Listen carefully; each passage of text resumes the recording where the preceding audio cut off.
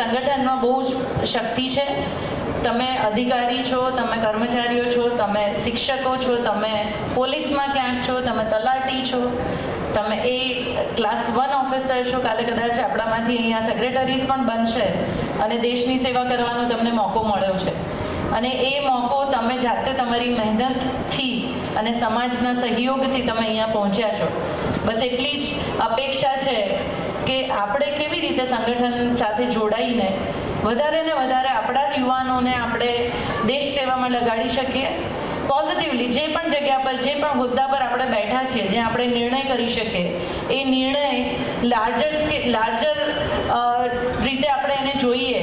ફક્ત આપણા અરાઉન્ડ ના જોઈએ અને કમ્પ્લીટલી સમાજ આધારિત અગર આપણે જોઈશું તો કોઈ પણ લીધેલો નિર્ણય એ મોટો ક્યારે થઈ જશે ખબર નહીં પડે.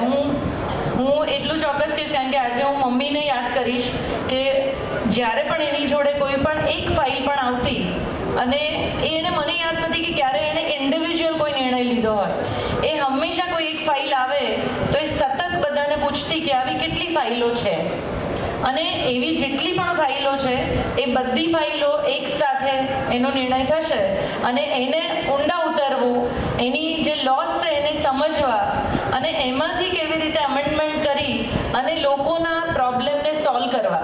એટલે આપણે જ્યાં પણ બેઠા હોઈએ ત્યાં સ્વાભાવિક રીતે નાના આપણા નિર્ણયથી અને આપણી ડિટેલિંગથી, હું ડિટેલિંગ એટલા માટે કહીશ કારણ કે ડિટેલિંગ વગર આપણે દેશ સેવામાં કામ નહીં કરી શકે. તમે કર્મચારી છો, કાલે તમારી જોડે ફાઇલો આવશે, એક ફાઇલનું ડિસેક્શન નહીં કરો ત્યાં સુધી કદાચ આપણને ખબર બી નહીં પડે કે આ ફાઇલ સાચી છે કે ખોટી. બહુ લાઇટ મોડમાં બી એક વસ્તુ હું કહું કે આપણા હાથમાં હોય છે કે આપણે ફાઇલને પોઝિટિવ કરવી કે આપણે ફાઇલને નેગેટિવ કરવી, અને એ સત્તા અધિકારીશ્રીઓ પાસે છે.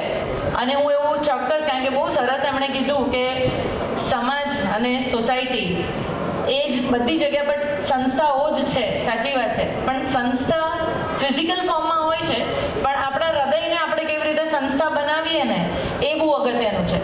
આ જ પ્રકારની તમામ અપડેટ જોવા માટે ન્યૂઝરૂમ ગુજરાતને લાઇક, શેર અને સબસ્ક્રાઇબ કરવાનું ભૂલતા નહીં.